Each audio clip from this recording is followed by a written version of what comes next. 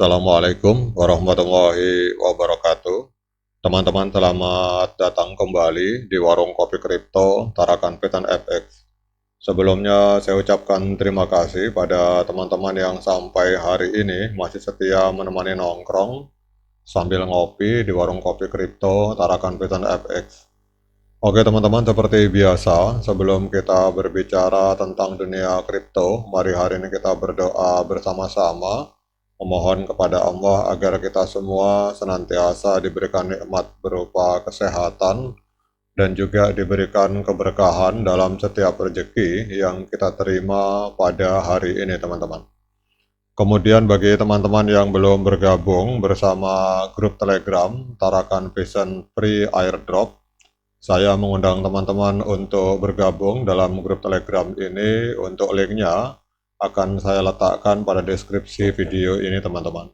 Kemudian di sini kita akan membahas tentang bagaimana caranya menciptakan peluang keuntungan dari dunia kripto cukup hanya dengan bermodalkan handphone dan internet.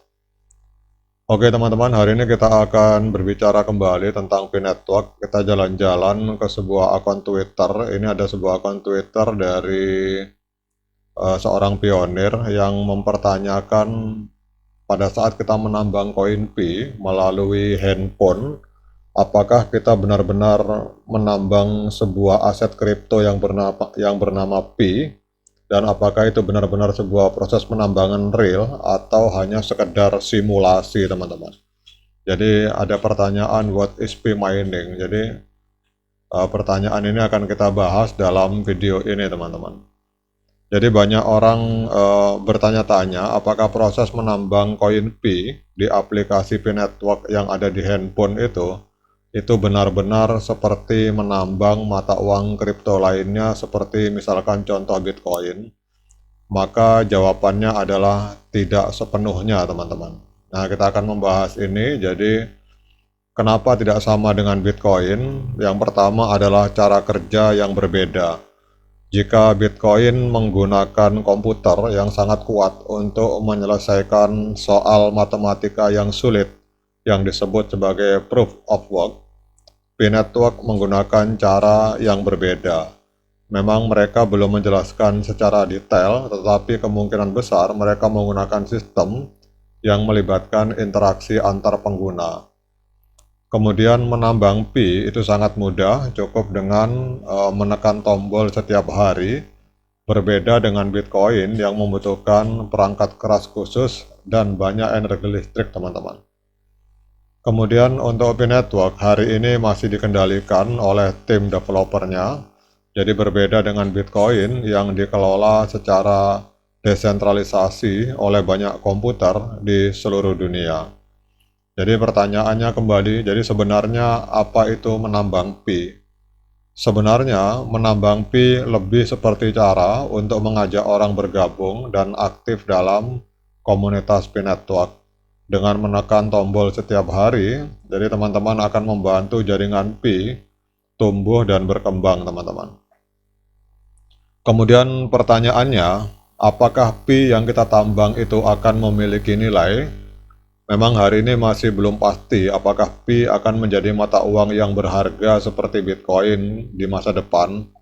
Namun supaya P bisa berhasil, ada beberapa hal yang harus terjadi teman-teman. Jadi yang pertama, beralih ke jaringan utama.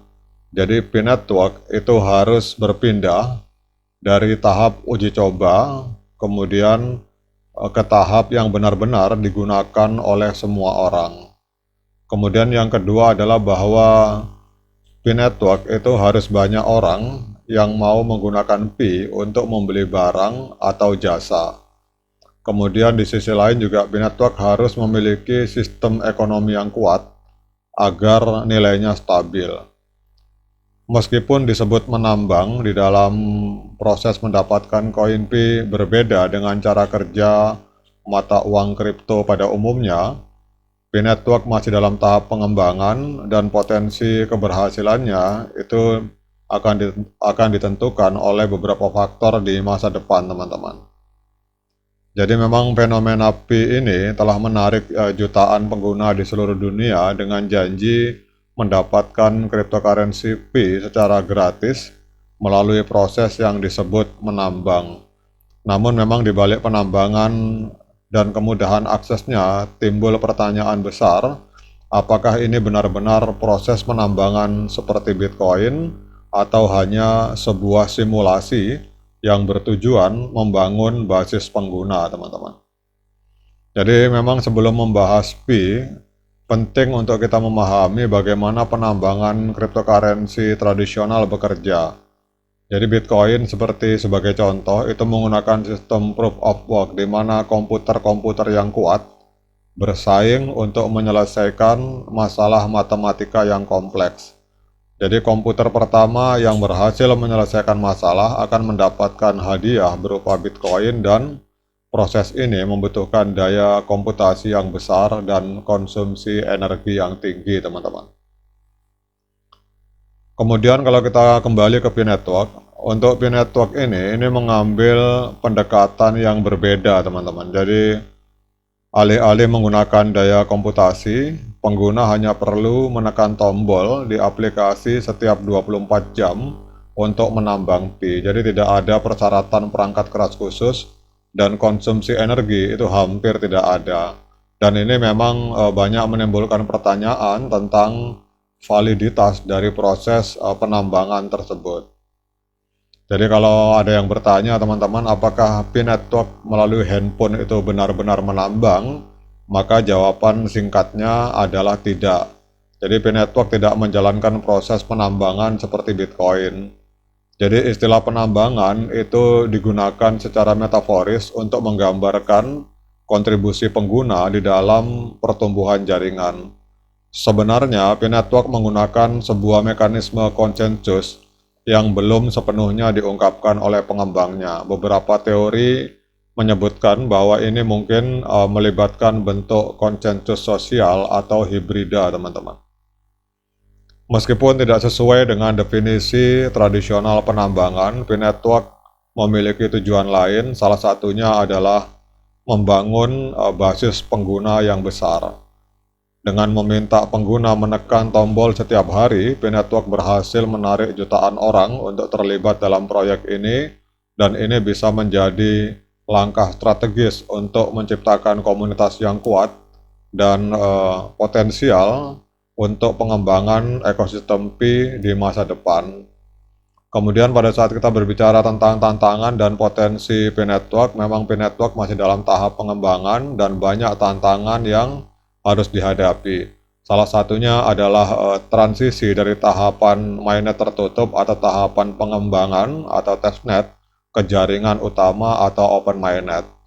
Oke teman-teman, kita berharap bahwa langkah ini, terutama open mainnet pada bulan Desember, itu bisa menentukan, kita akan melihat apakah nanti jaringan blockchain Pi dapat berfungsi sebagai mata uang sebenarnya, sebagai mata uang yang sebenarnya dengan nilai yang stabil, dan itu harapan kita semua bahwa pada saat open mainnet memang koin Pi bisa berfungsi sebagai mata uang dan memiliki nilai yang stabil, teman-teman. Oke teman-teman, demikian update informasi ini. Kalau ada di benak kita pertanyaan tentang apakah menambang Pi di handphone itu sebuah penambangan real atau hanya sekedar simulasi, maka semoga video ini bisa menjawab pertanyaan teman-teman. Sekian dari saya. Assalamualaikum warahmatullahi wabarakatuh.